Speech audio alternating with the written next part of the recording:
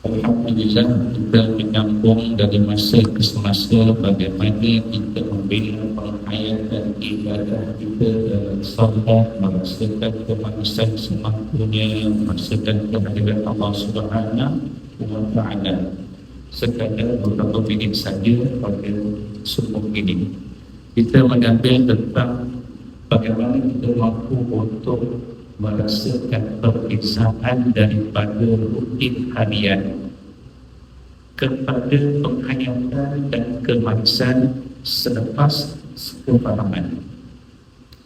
Bagaimana sekilas saja insya-Allah selepas subuh ini, yang ini dengan kefahaman itu akan berubah daripada keterbiasaan dan kelaziman kita dengan sebut hadis Nabi sallallahu alaihi wasallam dan Abu Hurairah radhiyallahu anhu, hadis yang sering kita dengar dan pernah dengar.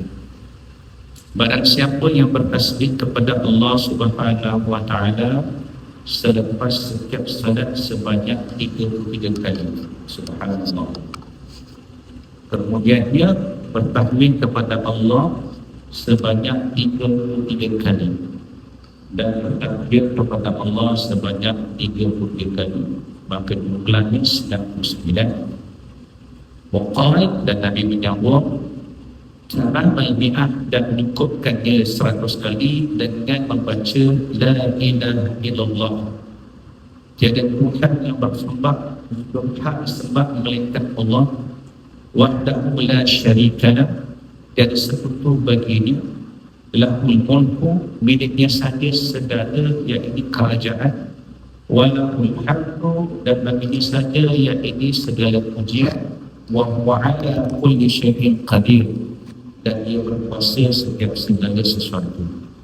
Apa yang Nabi sebut selepas ini, ghufirat khataya, diampunkan dosa-dosanya walaupun sebanyak weh di lautan.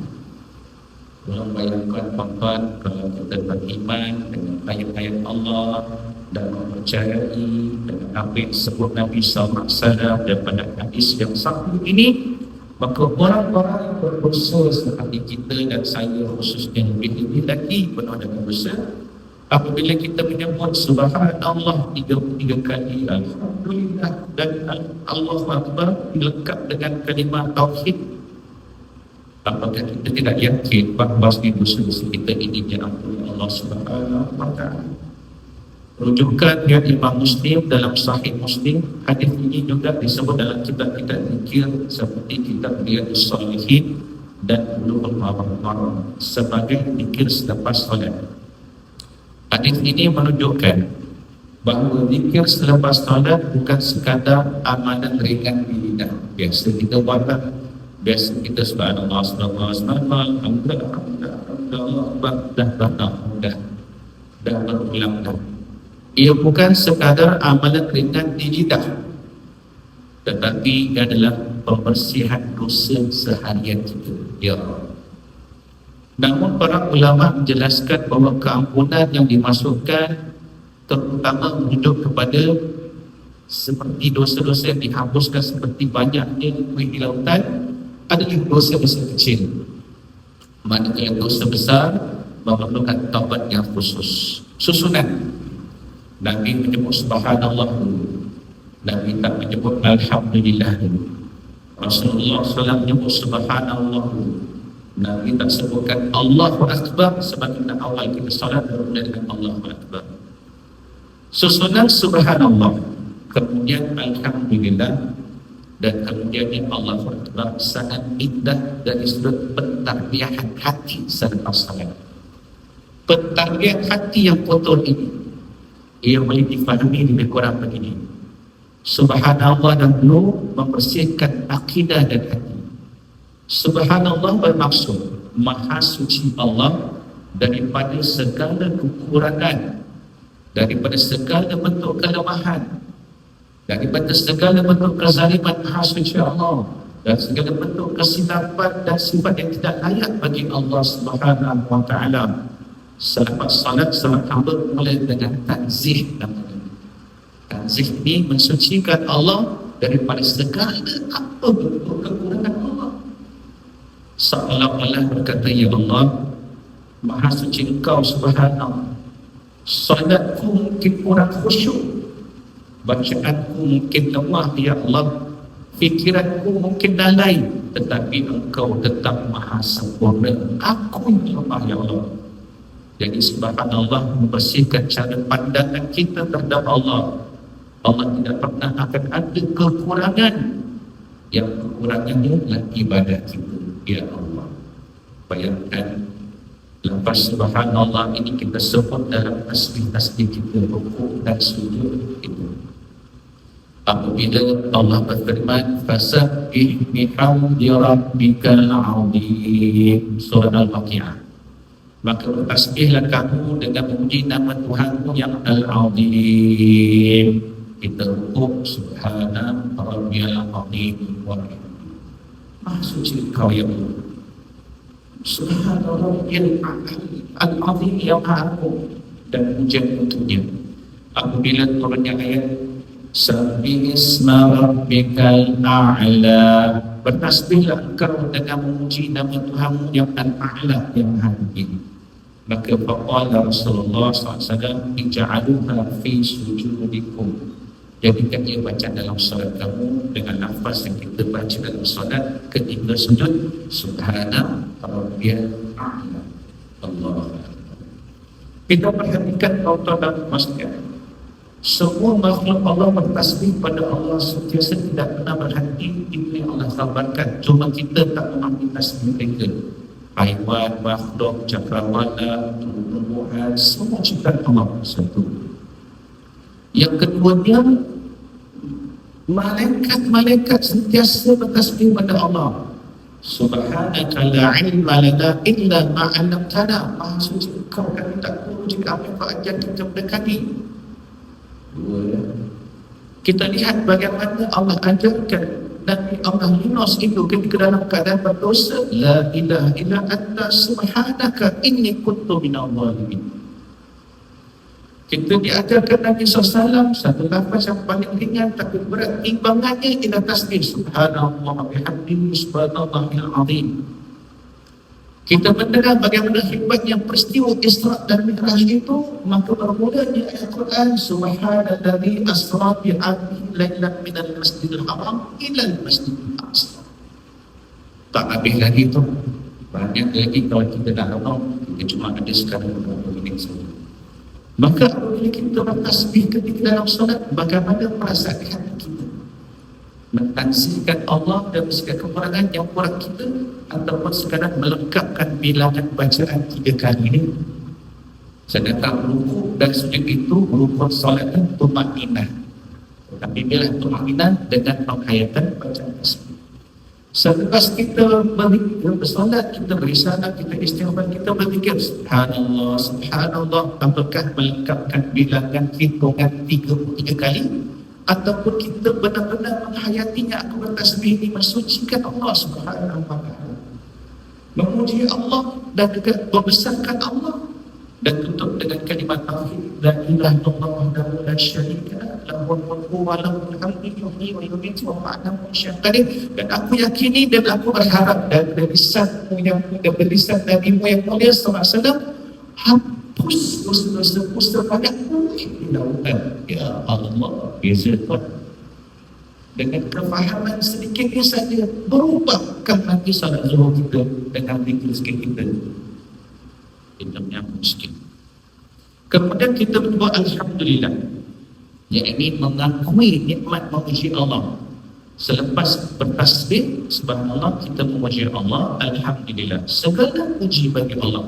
Kalau kita nak masuk pada sudut bahasa, hamdan atau hamidah ini bukan sekadar puji. Kalau puji dalam bahasa Arab, al-madhu itu pujian. Kerana alhamdulillah ada dua sifat, puji dan syukur. Puji Allah dan bersyukur pada Allah, itu alhamdulillah. Kalau puji saja al-madhu. Jadi orang boleh memuji seseorang tapi tak berterima kasih. Ada orang boleh berterima kasih tak puji, tapi pada alhamdulillah puji dan syukur bagi Allah SWT.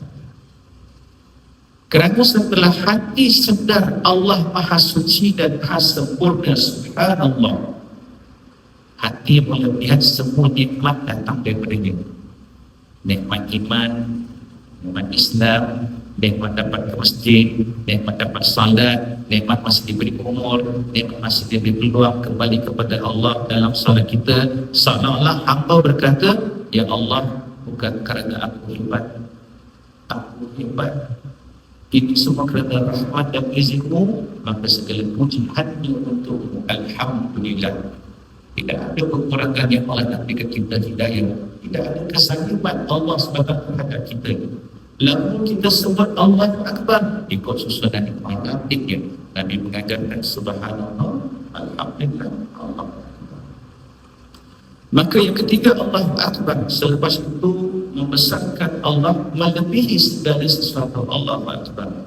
Selepas kita mensucikan Allah, subhanallah, kemudian kita memuji Allah, alhamdulillah, hati naik kepada maqam membesarkan Allah. Seolah-olah hamba berkata, hamba Allah berkata, ya Allah, Engkau lebih besar dari segala urusan dunia, kerja, harta, masalahku, manusia, segalanya aku risaukan, segala yang aku risaukan, Engkau lebih. Allah Akbar, kerana aku berserah kepada-Mu ya Allah. Ini sangat-sangat harus dihayati ketika kita melafazkan tasbih, tahmid dan yakni takbir ini. Kerana salat sepatutnya mengembalikan kebesaran Allah dalam hati kita, bukan pergerakan sahaja. Bila hati benar-benar faham subhanallah, bila hati benar-benar faham alhamdulillah, bila hati telah faham Allah Akbar, dunia tidak lagi terlalu besar dalam jiwa manusia itu. Jadi ringkaskan, rumuskan, subhanallah, menyucikan Allah dari segala bentuk kekurangan yang kurang kita lah. Alhamdulillah, memuji Allah atas segala kesempurnaan dan nikmat yang Allah berikan. Hayati, kita bersyukur pada Allah Subhanahu Wa Taala. Sebab itu kita ada zikir.